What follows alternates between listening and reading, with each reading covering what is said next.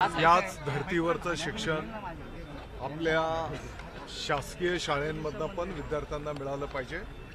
या दृष्टिकोनातून जे काही प्रारूप तयार करण्यात आलेलं आहे त्याच्यातनं येणाऱ्या शैक्षणिक वर्षामध्ये पहिल्या फेजमध्ये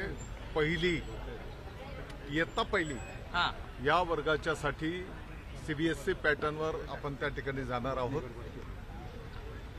येणाऱ्या वर्षभर आपले जे काही शिक्षक बंधू भगिनी आहेत, अधिकारी आहेत, या सर्वांना सीबीएसई पॅटर्नच्या साठी प्रशिक्षित करून मग पुढच्या वर्षाच्या मध्ये 2 टप्प्यांमध्ये पुढचे जे वर्ग आहेत त्याच्यामध्ये सीबीएसई पॅटर्न आपण अडॉप्ट करणार आहोत। म्हणजे आता फक्त पहिली हा पॅटर्न हो आताच्या घडीला फक्त पहिलीचा नाही आम्हाला ऍक्च्युअली मी आपल्याला माहिती दिली। येणाऱ्या शैक्षणिक वर्षामध्ये पहिलीला आपण सीबीएसई पॅटर्न अडॉप्ट करणार आहोत।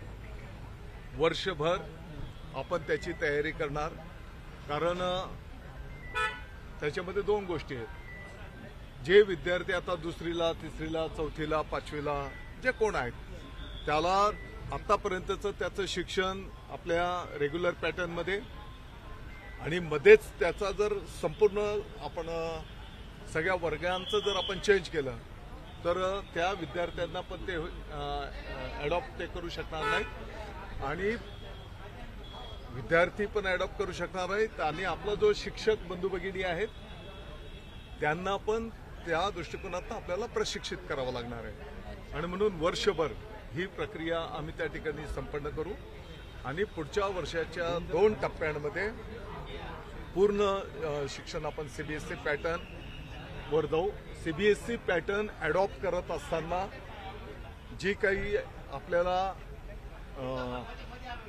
30% स्थानिक सवलत आहे त्याच्यामध्ये आपल्या महाराष्ट्राचा इतिहास, आपल्या महाराष्ट्राचा भूगोल, आपली मराठी या भाषेला त्या ठिकाणी प्राधान्य देण्यात येईल आणि त्याप्रमाणेच अभ्यासक्रम त्या ठिकाणी निर्माण केला जाईल। आता याची पुस्तकं जी आहेत सीबीएसई बोर्डाची जास्त करून हिंदी आणि इंग्रजीमध्येच आहेत, तर ती मराठीत यावी याकरता काय प्रयत्न आले? आणि बिलकुल मराठीमधनंच ही सगळी पुस्तकं त्या ठिकाणी ज्या ज्या विषयांची आवश्यकता आहे उपलब्ध असतील।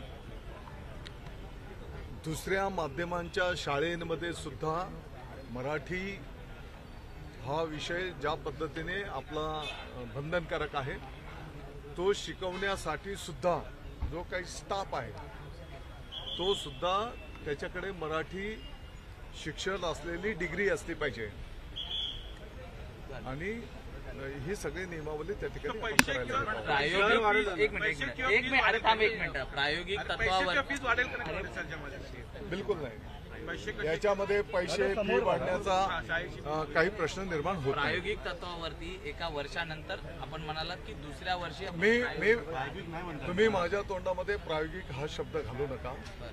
मी असं सांगितलं की हे पहिलं वर्ष राहणार आहे। जे दुसरी, तिसरी, चौथी, 5वीला जे विद्यार्थी गेलेले आहेत त्यांचा सिलेबस जर तुम्ही अचानक आतापर्यंतचा रेग्युलर सिलेबस आणि नंतर त्याला तुम्ही डायरेक्ट सीबीएसईचा जर चेंज करून दिला तर त्याला तो अडॉप्ट होणार नाही। बरोबर। आणि आमचा स्टाफ पण त्या दृष्टिकोनातून प्रशिक्षित असला पाहिजे आणि म्हणून वर्षभर आपण ही तयारी करणार। शेवटी त्याची ती पुस्तकं तयार करणं, त्याचा जो सिलेबस, या सर्व गोष्टींना वेळ लागणार आहे।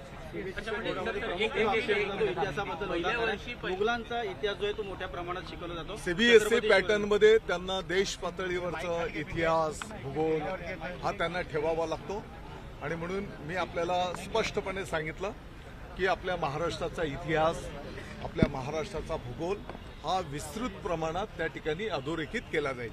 सर एक प्रश्न होता फक्त, पहिल्या वर्षी आता आपण पहिली घेतोय, दुसऱ्या वर्षामध्ये म्हणजे दुसरी, तिसरी, चौथी असं असेल की ऑड याच्यात जाणार आपण, म्हणजे आता पहिली पुढचे 2 टप्प्यांमध्ये जाणार। अच्छा ओके। की जेणेकरून विद्यार्थ्यांना पण आणि स्टाफला पण त्या लेवलला ते नेऊन आपल्याला करावं लागणार। एबीपी माझा नाही बातमी सर्व वाढत जाईल त्या पद्धतीनं मग पुढे पुढे हेच त्याच्या पाठीमागचा नियोजनाचा तोच भाग आहे.